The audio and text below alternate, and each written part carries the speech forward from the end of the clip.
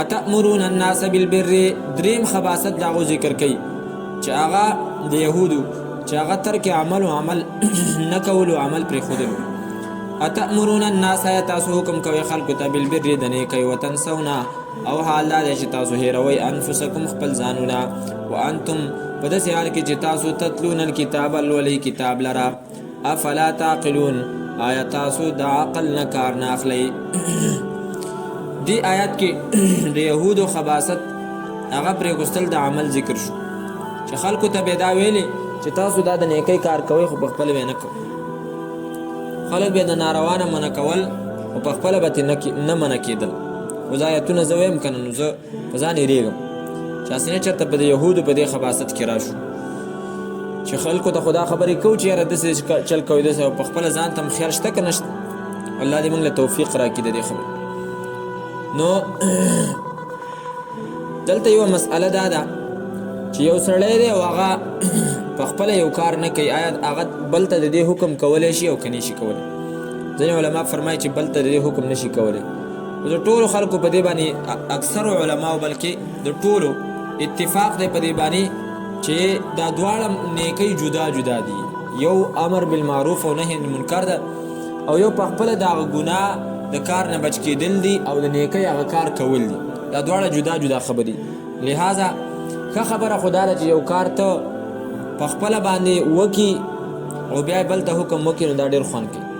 یا چې بل ته د یو کار د منع کېدو حکم کې چې منع شه د دې نه نو چې د هغې نه اول په خپل هم ځان منع کړي نو بیا ډېر خوند کوي. خو که چېرته بالفرض یو انسان دی کمزوری دی یوې نیکۍ حکم کوي بل چاته او په خپله باندې هغه نیکي نه کوي نو دا بل کس هغه ته دا نشي ویلی چې ته دا ناروا کې نه. ټیک د هغه په خپل ځای باندې دغه کې کمزوری دی نشي کولی خو دا خو د نیکۍ کار دی که نه دا خو کولی شي. یوه نیکي د په بلې نیکۍ پسې تړې دا خو به ډېره ګرانه شي چې امر بالمعروف او نهی عن المنکر بس بیا صرف هغه خلک کوي چې په مخ د ځمکه باندې هغې ټولو ګناهونو نه ځان څه کړی ساتلی.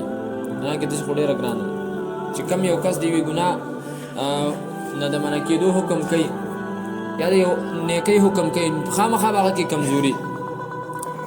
خو به هر حال ابوالدرداء رضی الله تعالی عنه فرمایي چې یو سړی فقیه او پوه هغه وخته پورې نشي جوړېدی څو پورې چې دا په کم د الله تعالی د ذات په باره کې د الله د نافرمانۍ په باره کې د خلکو سره بغض ونه کړي او چې کله د هغو سره بغض وکړي د الله په نافرمانۍ کې نو صرف په دې باندې بس نه ده بیا خپل ځان کې هم سوچ وکړي چې زه آیا د دې کار کوونکی یم که نه. نو چې څنګه په دې کار د ګناه باندې بل مسلمان ته بد ګڼې او د هغه سره بغض کوې نو چې دغه رنګ یې ستا په کار کې ستا په نفس کې دغه ګناه راشي نو چې ته بیا د خپل ځان سره د هغې نه زیاته بغض او نفرت وکړي.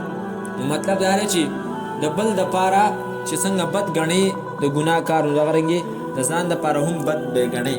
خو البته دغه اولنۍ خبره ما تاسو ته ویل چې جایز ده چې کولی شي بل چاته حکم کولی شي اگر که یو د نیکۍ کار ته په خپله باندې نه کړي. په دې باندې تقریبا 7 احادیث هغه ذکر کړي دي چې په هغې کې دا خبره راځي چې تاسو د نیکۍ کار کوئ او بل ته حکم کوئ او که چېرته یو کس بل ته د یوې نیکۍ د کار حکم کوي او په خپله نه کوي نو دا چې دی نو ښه نه دي او ډېره سخت وعید په دې باندې ذکر دی او دا خصوصا د علماو دپاره دی. او فرمایي چې نبی علیه صلات وسلام فرمایلی دي ان اناسا من اهل الجنة ځنې جنتیان دا به جهنم ته راښکاره به شي په هغې کې به څه خلک وي هغوی به ویني نو دوی به ورته ووایي بما دخلتم النار تاسو جهنم ته ولې لاړئ فوالله ما دخلنا الجنة الا بما تعلمنا منکم مو خو چې جنت ته راغلي وو نو دا د هغه خبرو د وجې نه چې موږ ستاسو نه زده کړي وي. تاسو جهنم ته ولې لاړئ ستاسو د وجې نه خو موږ جنت ته رالو نو هغوی به ورته ووایي چې انا كنا نقول ولا نفعلو موږ به ویل خو کول به هم نه. دا څومره سخته سزا ده. الله دې زموږ ټوله حفاظت وکړي اسأل الله. او دغه رنګ یو څو آیاتونه د قرآن کریم د دې په باره کې دي. یو دا آیات دی چې تاسو خلکو ته د نیکۍ حکم کوئ او په خپله د نظام سره هیر دی. یوازې د مولانو په باره کې نه دی ورخه تبلیغیانو په باره کې هم دی چې هغه خلکو ته د نیکۍ حکم کوي چې کله په خپله راشي او بیا یې نه کوي. داسې نه چې موږ تبلیغ ټارګېټ کوو، نه، مولانو په باره کې ما څو پیرې ویلي چې د مولانو په باره کې، خو دغه رنګې هر یو کس چې هغه بل ته د نیکۍ حکم کوي ورته پته وي، پخپله یې نه کوي، هغه هم په دې کې راځي. دغه رنګ یو بل آیات دی چې الله تعالی فرمایي یا ایها الذین آمنوا لم تقولون ما لا تفعلون، ولې وایئ تاسو هغه خبرې چې تاسو یې نه کوئ، کبر مقتا عند الله، ډېره د غصې خبره ده په نزد د الله تعالی باندې چې تاسو هغه خبرې ووایئ چې په خپله باندې نه کوئ. او دریم آیات په دې باندې چې دی نو هغه د حضرت شعیب قول دی چې خپل قوم ته دعوت ورکړو، بیا هغو ته وفرمیل وما اريد ان اخالفکم الى ما انهاکم عنه، زه ستاسو داسې خلاف ورزي نه کومه چې کوم کار نه تاسو منع کومه نو زه بیا پخپله ورځم او هغه پخپله کومه، نه، ځان مې هم ترې ساتلی دی.